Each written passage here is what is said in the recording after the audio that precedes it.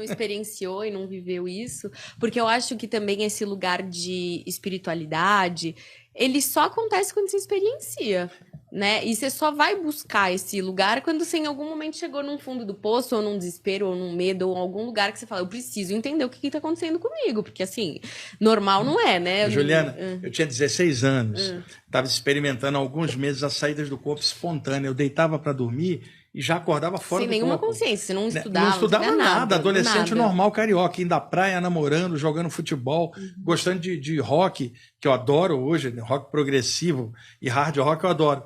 E normal quando essas experiências começaram. Então, eu não tinha com quem conversar, estava começando a ler os primeiros livros, tentando me entender.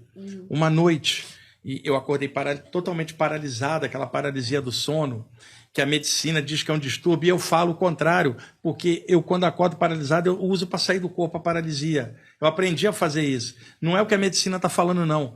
Porque não só eu, outras pessoas que trabalham com saída do corpo, sentem a mesma coisa. Se acordou e não conseguiu se mexer, não tenta se mexer, relaxa, espera.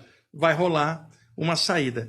Eu vim para fora, 2 metros no ar, olhei o corpo deitado, e aí eu tinha 16 anos, pensei assim, qual dos dois sou eu? Sou eu esse que está pensando, aquele ali parece um cadáver respirando deitado. Aí eu pegava a minha mão e falava assim, deixa eu mexer a mão. Aquele que mexia a mão é o real. Eu mexia em espírito, o corpo não mexia nada. Eu claramente estava vendo que eu não era o corpo.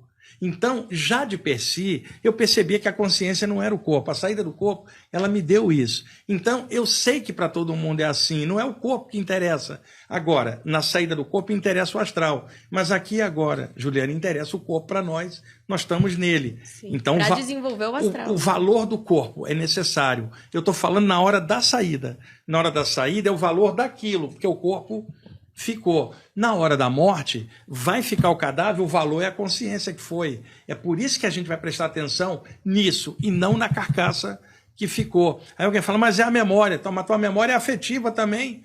Afetiva com a pessoa, não só com a forma. Como que a pessoa não entende isso? E outra, matéria e energia condensada. O que era o cadáver? Uma forma de energia agora desvanecendo no seio da Terra. Tá? E o corpo espiritual, energia em outro plano. Se eu entendo isso, se eu encaixo um cadáver dentro de uma cova hoje, 1 ano depois, quando eu vou visitar, eu não estou visitando a mesma coisa. Porque na natureza nada morre, tudo se transforma. É aula básica de química do Lavoisier, né? Do francês. Então, como que a pessoa não entende que até o cadáver é energia? O espírito é a mesma coisa, só que num sentido maior, real. Eu me lembro de uma frase de Jesus, em que Jesus, essa frase ficou famosa. Ele dizia, deixa que os mortos enterrem os seus mortos. Quem falou isso foi Jesus. Deixa que os mortos se enterrem os seus mortos. Morto de consciência. Vai ficar dando atenção para cadáver. Olha a frase de Jesus. Deixa que os mortos enterrem os seus mortos. Morto de espiritualidade, porque alguém aceso jamais ficaria preocupado com cadáver.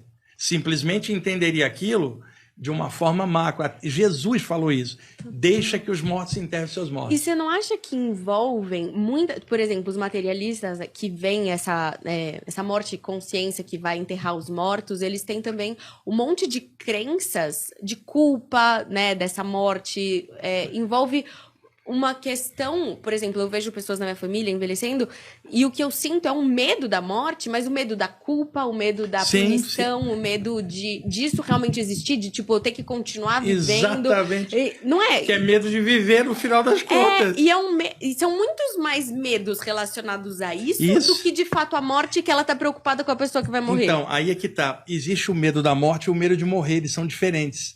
O medo de morrer é biológico, é o instinto de sobrevivência. Todo organismo vivo tem medo de morrer, é o instinto de sobrevivência. Então, o medo de morrer está dentro da célula. Ele é fisiológico. Tá. Aí a adrenalina dispara para você se defender ou correr. O medo da morte não é biológico, é um conceito na mente, ele é inoculado culturalmente. E o que a gente criou no imaginário popular? Qual é a ideia da morte? Uma caveira com um capuz, uma foice, criamos um imaginário. Aí hoje alguém não fala assim, morte, a passagem de um plano para outro. Não, lá vem ela, quem? La muerte, la meia-noite, como se fosse alguém que vai te buscar e vai te ceifar.